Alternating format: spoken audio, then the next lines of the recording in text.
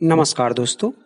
Amphan तूफान सोमवार शाम तक सुपर साइक्लोन तूफान में बदल गया है और बुधवार तक पश्चिम बंगाल और बांग्लादेश के तट से भी इसके टकराने की पूरी संभावना है। अम्फान तूफान को उम्फुन भी उच्चारित किया जाता है और इसे तीव्र और सुपर साइक्लोन की कैटेगरी में क्लासिफाइड किया गया है। आइए इस वीडियो के माध्यम से हम जानते हैं उम्फान तूफान तथा विभिन्न तूफानों का नोमेनक्लेचर, उनके नामकरण के बारे में। मैं कुशल कुमार, स्वागत है आपका शिक्षा क्लासेस में। देखिए, करीब 2 दशक के बाद भारत में पहली बार कोई सुपर साइक्लोन दस्तक दे रहा है और 20 मई को लगभग करीब 200 किलोमीटर प्रति घंटे की रफ्तार से हवाएं चलने की संभावना है।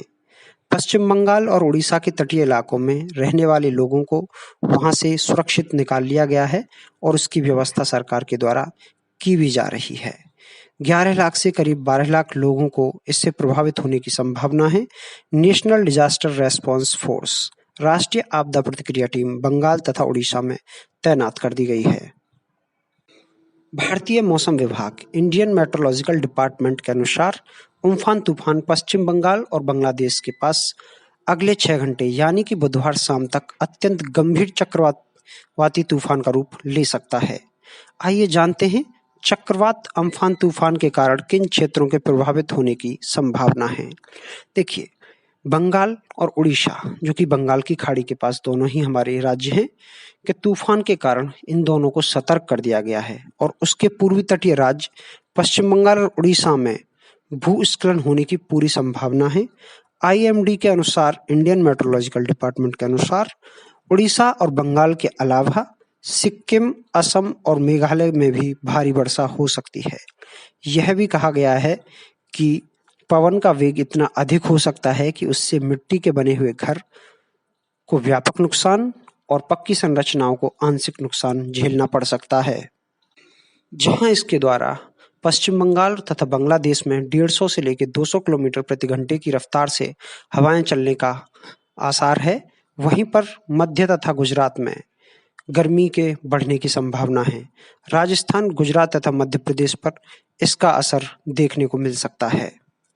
अगर हम बात करें चक्रवात अम्फान तूफान का नामकरण कैसे किया गया, तो देखिए, पूरी दुनिया में 6 रीजनल स्पेशलाइज्ड मेट्रोलॉजिकल सेंटर्स हैं, यानी कि RSMC हैं, तथा 5 regional tropical cyclone warning centre हैं, जो कि एडवाइजरी जारी करते हैं तथा ट्रॉपिकल साइक्लोन्स का नामकरण करते हैं, यानी कि नोमेनक्लेचर करते हैं। भारत का जो मौसम विभाग है, इंडियन मेट्रोलॉजिकल डिपार्टमेंट, उन 6 RSMC में से रीजनल स्पेशलाइज्ड मेट्रोलॉजिकल सेंटर्स में एक है, जो कि उष्णकटिबंधीय चक्रवात, जितने भी आपके उष्णकटिबंधीय चक्रवात हैं और स्टॉर्म सर्ज के लिए एडवाइजरी पैनल WMOES कैप के तहत, जिसमें 13 देश आते हैं, इन सब के लिए एडवाइजरी जारी करता है। यह RSMC न्यू दिल्ली, जो कि दुनिया के 6 रीजनल स्पेशलाइज्ड मेट्रोलॉजिकल सेंटर्स में से एक है, के लिए अनिवार्य है कि वह बंगाल की खाड़ी, अरब सागर तथा हिंद महासागर में विकसित होने वाले जितने भी उष्णकटिबंधीय चक्रवात हैं, उनके बारे में जानकारी दे। आइए अब जानते हैं उष्णकटिबंधीय चक्रवात का नामकरण क्यों किया जाता है, ट्रॉपिकल साइक्लोन्स का नोमेनक्लेचर क्यों किया जाता है। देखिए, यह एक वैज्ञानिक समुदाय, आपदा प्रबंधन, मीडिया तथा आम जनता चारों के हित में है। इसको पहचानने में परेशानी ना हो तथा लोगों में जागरूकता फैलाई जा सके।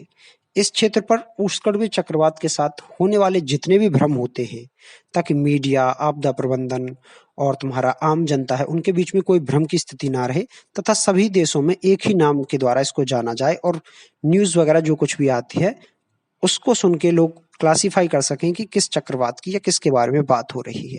इसीलिए उष्णकटिबंधीय जितने भी ट्रॉपिकल साइक्लोन्स होते हैं, उनका एक व्यापक क्षेत्र पर एक ही नाम के द्वारा संबोधित किया जाता है।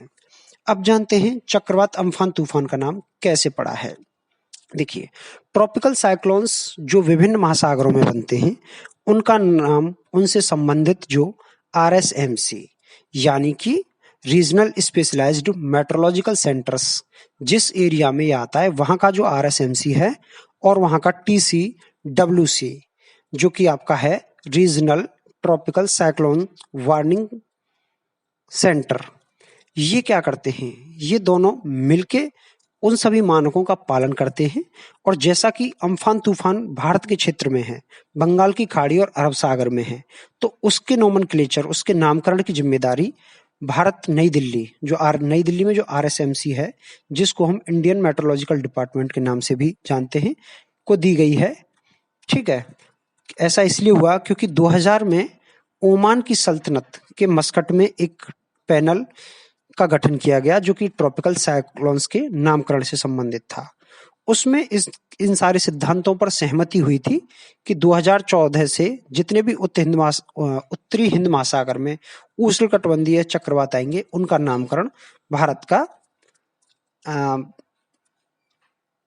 इंडियन मेट्रोलॉजिकल डिपार्टमेंट ही करेगा। तो आपका जो उम्फान नाम है, ये प्रपोज किया गया है थाईलैंड के द्वारा। भारत अभी तक करीब 13 साइक्लोन्स के नाम का प्रपोजल दे चुका है या उनका नाम रख चुका है, जिनमें से बहुत हैं आग, वायु, जोर, नीर आदि। तो मैं उम्मीद करता हूं दोस्तों, आपको उम्फान साइक्लोन के बारे में संपूर्ण जानकारी मिल गई होगी। इसी तरह के वीडियोस को पाने के लिए करंट अफेयर से संबंधित विभिन्न टॉपिक्स पर पूरी कवरेज, उसके बारे में पूरी जानकारी पाने के लिए सब्सक्राइब करें हमारे चैनल को। धन्यवाद।